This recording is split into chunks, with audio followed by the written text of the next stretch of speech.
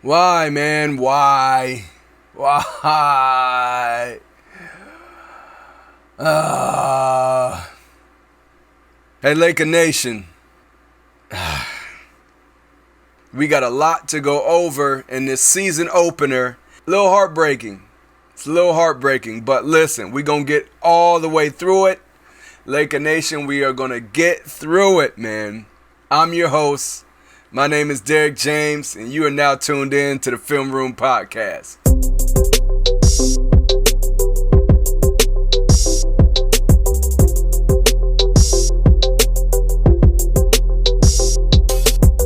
So Laker Nation, I need to know your thoughts. What did you think of the season opener?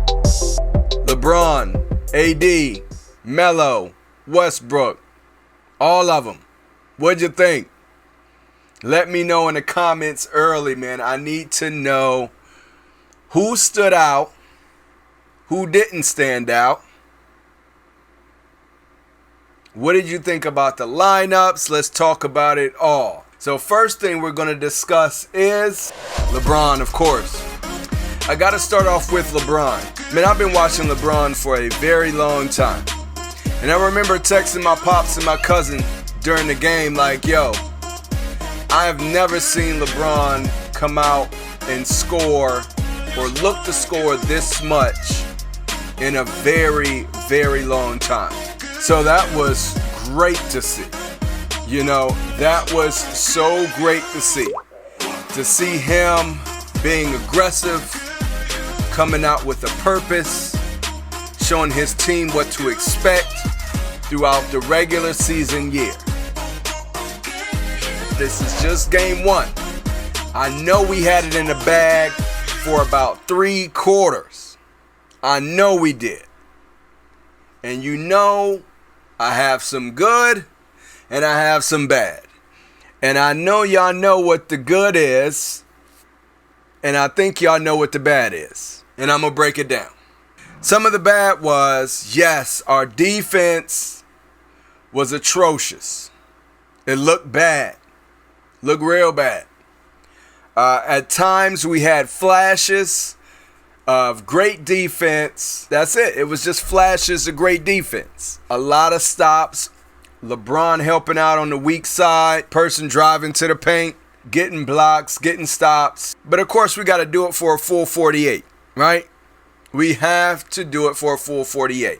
Let's start off with one of the bad that I seen right up front. Russell Westbrook didn't look like himself.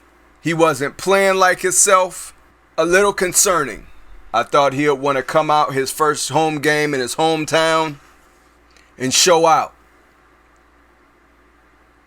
And boy, did the opposite happen. I'm going to give him some time. I'm not going to cut him down too much because I do like Russell Westbrook. It's going to take him some time to get used to it. You are no longer the centerpiece of a team. You are the third option. It's going to take him some time to get used to that. You're talking about, I think, 13 seasons being the centerpiece of the team. He is not that. So let's give him some time to get used to that. Let's go back to some of the good. Let's talk about AD. AD came out balling. I got down on AD a lot during the preseason, thinking that would carry over to the regular season. Now this is game one. He got a lot more games to show me because I don't want to see him score 31, 33 this game and then come back next game and score 14. He did that a lot last year. I wouldn't say a lot, but he did it last year. We should have won that game. I wonder if y'all know why we didn't win that game. Was it any particular player that you thought lost the game for us? Was it any particular thing? Or was it as a collective? Our Lakers. So we started off our starting five. DeAndre Jordan at the 5. Anthony Davis at the 4. LeBron James at the 3. Kent Bazemore at the 2. Russell Westbrook at point. So let me go into the box score. Let's start from the 5. DeAndre Jordan played 13 minutes, 2 points. Anthony Davis at the 4 scored 33 points in 39 minutes. LeBron James scored 34 points in 36 minutes. Kent Bazemore scored 8 points in 30 minutes. Russell Westbrook scored 8 points in 35 minutes. LeBron had a double-double. AD had a double-double. AD had 2 assists, 1 steal, 2 blocks. LeBron James had 5 assists, 1 steal, 1 block. Russell Westbrook had 5 boards, 4 assists. Box score and eye test are 2 different things, right? Anthony Davis and LeBron James scoring 30 and 30 looked incredible, right? That's 67 points between the both of them. Let's talk about Kent Bazemore. My pops text me, said, hey, the way Bazemore looked, I think we should start Monk. And I said, no way, can't do that. Bazemore locked down Steph in the first half. He locked him down. Kent Bazemore defense is exactly what we need on this starting 5. I thought Kent Bazemore looked great. He was aggressive on defense. He wasn't overly looking for the ball when he got the ball. He made good shots. He didn't overshoot. He played his part. Played his role to a T. DeAndre Jordan got the first point of the game and no more. I'll come back to that later. Russell Westbrook had 8 points, and it took him 35 minutes to do so. A little upsetting for the first game, but I've already talked about Russell Westbrook, so I'm not going to go back and talk about that anymore. Anthony Davis, I owe an apology to. Now, this is game 1. Like I said, it's not going to be an overly apologetic, you know what I mean? I may have carried you a little bit on some of my first podcasts. Bro, you looked incredible tonight. You look like AD. You look like you were ready for the season. You still got banged up a lot.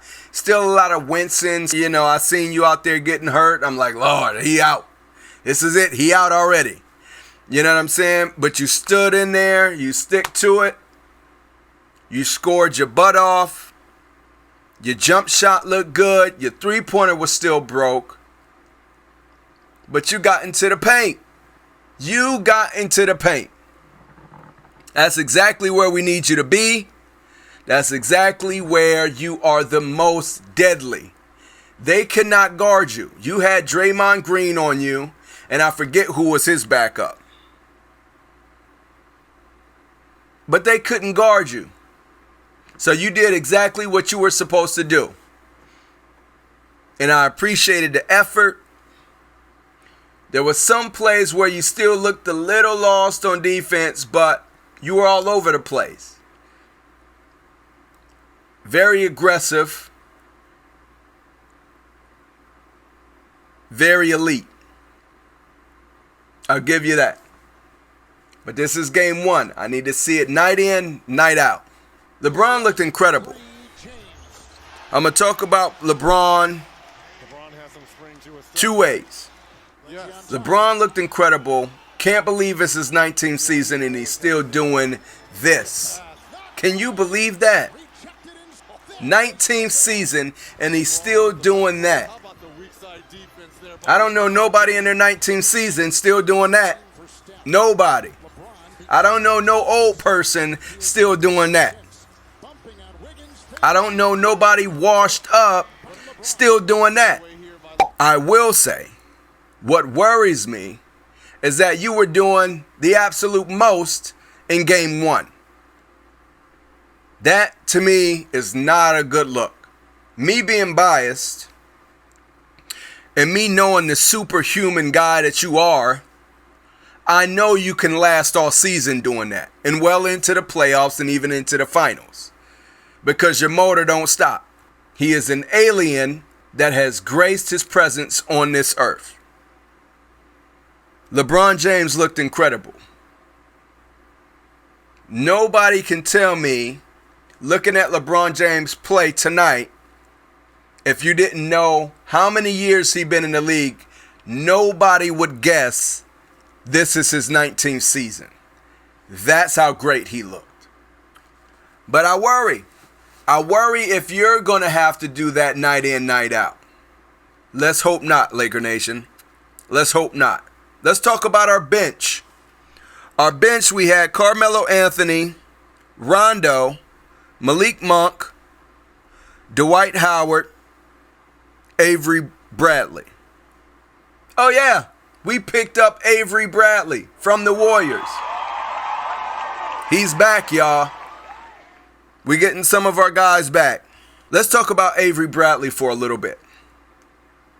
I had sent a tweet out from my Twitter account, the Film Room Podcast, when they mentioned that the Lakers had picked up Avery Bradley in the offseason. I'm like, typo. Nope, Warriors picked him up. Nope, sure enough, soon as I posted that, the next post down below was Avery Bradley practicing with Phil Handy. And I said, what? When did we pick him up? Y'all, we got Avery Bradley. He's back. So I deleted the tweet. Avery Bradley was a star the first time he played for the Lakers. He was an absolute beast with LeBron James. A lot of people forgot about him. The core Laker Nation know that he didn't play in the bubble. People forgot about him. People forgot everything that he had did in the regular season. He was a beast in the regular season. He was one of the most consistent players, other than LeBron, that year we won the championship. Yes, I said it. Avery Bradley. The guy who didn't want to go to the bubble. Didn't blame him at all, but I was upset because I know how much he did for our team. He played 8 minutes, scored 6 points, 1 rebound, 1 assist. He was 2 for 3 from 3-point range. You're thinking, box score, don't sound like he did that great. Or it sounded like he did okay. Until you look at the eye test. Because if you watch the game, Avery Bradley only played in the fourth quarter. Meaning, he sat for the first 3 quarters chilling on the bench. Chilling on the bench. And came in 8 minutes and gave us 6 points. Hit 2 threes to give him 6 points. Got 1 rebound and 1 assist. 1 nice assist to AD, I think it was. Avery Bradley, welcome back to LA, my G. Welcome back. Dwight Howard came in, played 12 minutes, gave us 5 points, 6 rebounds. You always got to talk about this with Dwight Howard. Only had 2 fouls, though. You always got to talk about fouls with Dwight Howard, because he going to get them. Malik Monk. Malik Monk had been hurt. He played 18 minutes. I think he came in the second quarter, and I don't think he touched the ball once. That was most of his playing time was in the second quarter, and I don't think he touched the ball once. Malik Monk was 2 for 4 from 3. 1 assist, 3 rebounds, and 2 steals. 18 minutes. Now you're thinking, hey, wait, Box score says he didn't do that great. What is this plus minus? It was minus 10. Eye test, to me, Malik Monk did great. Because most of the minutes that he was on the floor, Carmelo was scoring, AD was scoring, Carmelo was scoring again, and AD was scoring again. Malik Monk didn't touch the ball for at least 8 minutes. So let's shave off 8 minutes, and now let's look at it. Let's say 10 minutes, he had 6 points, 3 rebounds, 1 assist, 2 steals. I like Malik Monk.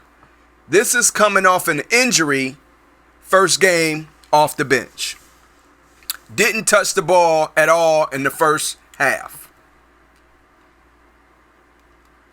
Rajon Rondo, 19 minutes, 3 points, 5 assists, 2 steals. He was 1 for 3 from the 3-point line. He was 1 for 3. Rondo is my G. I ain't never going to say anything bad about Rondo because Rondo never does anything bad. Rondo pushes the pace. He keeps our guys in line. And he is an absolute voice on the floor. On and off. Carmelo Anthony, 26 minutes, 9 points, 4 rebounds, 2 assists. He was 2 for 4 from 3. Let's talk about our turnovers. Our bench had 9 of our turnovers. Our starters had 9 of our turnovers. Now, mind you, we're still down 4 players. Kendrick Nunn, our youth. THT, our youth. Wayne Ellington, Trevor Ariza. And Reeves didn't play. We had the game won. For 3 quarters, the Lakers looked like they couldn't be stopped. Until they were. So I went over box score. We're going to do highlights. And I'm going to do a summary. I want to know what y'all thought, man. And then I'm going to talk about what we may struggle with all season long. What we may struggle with all season long. And I know what y'all thinking. But I don't think you know what I'm going to say. But we look good. I didn't expect to lose that game because we looked so in control the whole time. We looked good the entire time. Except for the fourth quarter. Now in my past takes, I said the third quarter is where we typically drop off at. We lose energy. They sit down. They go to the locker room. Nobody gives them Gatorade or water. And they come out flat in that third quarter. Ha! The opposite happened. The complete opposite happened. We came out the third quarter. We looked good. Warriors looked better. But we hung in there. We hung in there. But this is what I fear. I fear that if we can't keep up our pace and our energy and close out games for a full 48, you know exactly what they're going to blame it on. If we can't keep up our pace for a full 48, you know exactly what they're going to blame it on. They're going to blame it on the Lakers' age. And guess what? They may be right. They may be right about that one. I've been trying so hard to think, man, I'm not worried about their age. Their IQ, the level of stars out there that have played with the best of the best. You talking about USA. You talk about multiple teams with Carmelo, Westbrook, Rondo, Wayne Ellington, Trevor Ariza, DeAndre Jordan, Kent Bazemore. I mean,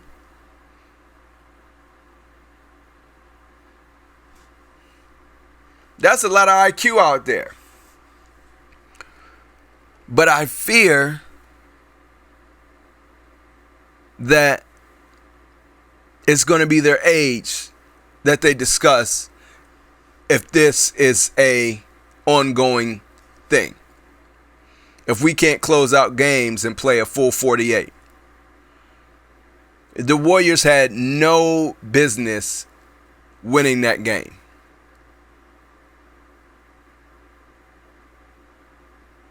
I'll give y'all one guess, and one guess only. What lost the game for us? Please comment below. Tell me, why do you think a Lakers team that looked so in control, playing against all of this youth on the Warriors team, why we came up flat at the end of the ball game? I might as well go ahead and say it. Our lineups. Our lineups looked, I don't know what Vogel was doing. Vogel, hell you doing out there, man?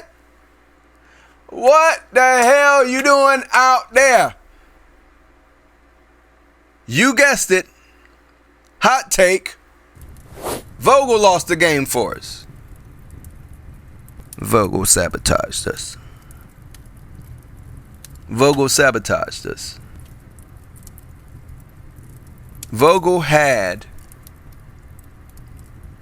some good lineups to start the game. And you know what happened? He got concerned about our defense. Shocker there. He got concerned about their three-point shooters getting hot when they haven't been hot all game. I remember the lady asking him, Allie LaForce, at halftime, said, Vogel, you told me that you wanted to limit their three-point shooting, and they came out in just the third quarter and shot more than they did in the whole first half. Vogel, the hell you doing out there, man? What the hell are you doing? See, Vogel messed up. Vogel thought, I need to stop the bleeding, because they're going on a three-point shooting spree. I need to bring in some defense. I need to cut down the amount of switches that they're making. But you know what you did when you did that? You took away what was working for us. What kept us in the lead the whole game. Yes, you guessed it, it was Vogel. Vogel lost that game for us. It wasn't Russell Westbrook. It wasn't the refs that weren't calling anything. It was Vogel. Vogel seen one thing that he didn't like, and because he's so worried about defense, he took out all of our offense. And then once you take out our offense, boom, they shot ahead. You took out DeAndre Jordan. I told you I was going to circle back. DeAndre Jordan played 12 minutes and started the game and scored 2 points.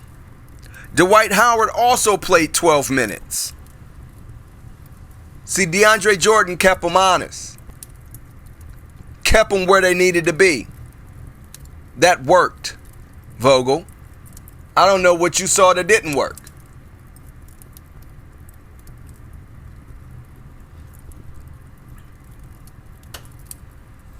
He kept Carmelo in too long with the wrong lineup. I forget in the second quarter or end of the first, the lineup with Carmelo and AD, and oh, that looked good. That lineup looked good. AD and Carmelo were going back to back. Back and forth, back and forth, back and forth. And you took Melo out. And then Melo stopped shooting the ball. He stopped being aggressive. I don't know why. But I can imagine they were talking about defense. And once you're so focused on one thing, most of the time you lose sight of the other. Because you're thinking, oh, I got to focus on defense. I got to play defense. I got to play defense. And now when you get on offense, they just passing the ball, going to LeBron. Now LeBron wasn't missing, so they weren't wrong by passing it to LeBron. AD was barely missing, so they weren't wrong by passing it to AD. But when AD goes for 30 and LeBron goes for 30, and we are in control the entire first half and in the third quarter, there's no reason why we should lose that game. And the reason why we lost that game is because of Vogel. Vogel took away our strength. He took away our height advantage. So worried about defense. Put AD at the 5. And it didn't work. They still crushed us. But they weren't doing that in the first half. You know why? Because DeAndre Jordan kept them honest. There is no way that they can guard DeAndre Jordan and AD. And you played to their strength instead of ours. I've been saying this for a long time. Although I like Vogel, he needs to be gone. Yes, he got our defense great. Yes, good. But the same thing happened. Worried about the defense, and we stopped making shots. Because now they're exerting too much energy on the defense, and what was keeping us ahead in that game was our offense. We would have won the game had they kept attacking. We played them twice in the preseason with all of their pieces except for Clay. You should know what they gonna do. And you started off great. You stuck to the game plan for 3 quarters. And then because they started heating up, you got nervous. You put Avery Bradley in there. Oh, I need a defense. I need to stop Jordan Poole. No, you don't. Let Jordan Poole score. He is not going to beat us by himself. Steph wouldn't have beat us by himself. You put guards in there. You took away our rim protection. And what did they do? Just give and go all day long. And then they would drive to the paint and kick out to the man. But they wouldn't drive to the paint if DeAndre Jordan or Dwight Howard was in there. They wouldn't have got away with it because our guards, our 3, our 4, and our 3 and our 4 would have stayed on their mans. They wouldn't have got those switches like that. I don't know what you've seen, Vogel, but whatever you saw was incorrect. And you lost the game for us. That was, to me, an unnecessary loss. That was an unnecessary loss. We had the game. The season opener at home. We controlled the game for all of 3 quarters.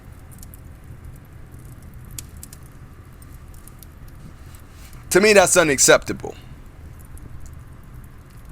Why, Vogel? Why must you do this to us? There was somebody that stood out in this game, and it got me to thinking, bruh, who that?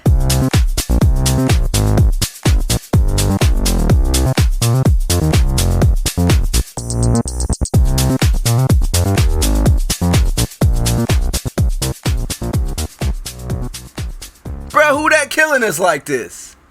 Bielitsa. Is that how you say his name? Bielitsa? Billa Pizza? Billa don't leave this dude alone. He was passing. He was shooting. He was cutting to the paint. Bro, who that?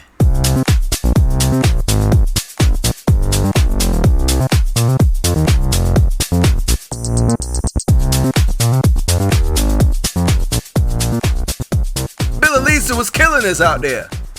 Y'all see Billy Visa. Billy leave this dude alone. He was killing us. This is not me saying that they had a bad game. They had a great game. We just got out-coached. Plain and simple. We got out-coached. Vogel seen something. Whatever he's seen, he played right into Steve Kerr's hand. And they took advantage. But all in all, good game. Great season opener. I wish we would have got the V, of course. But something to grow from. Something to learn from, you know. Never give up. Full 48. These teams are gunning. They want to go. You know. And if we want to go, if we want to get back to that chip, to the finals, then we got to go for a full 48. And that's my take on the Film Room Podcast. Hey, listen, man, y'all have been a beautiful crowd. I have been a beautiful host. My name is Derek James, and y'all been watching the Film Room Podcast. Appreciate you so much, man. Please subscribe, comment, like my videos, whatever else all these YouTubers say. And I'm out this bit.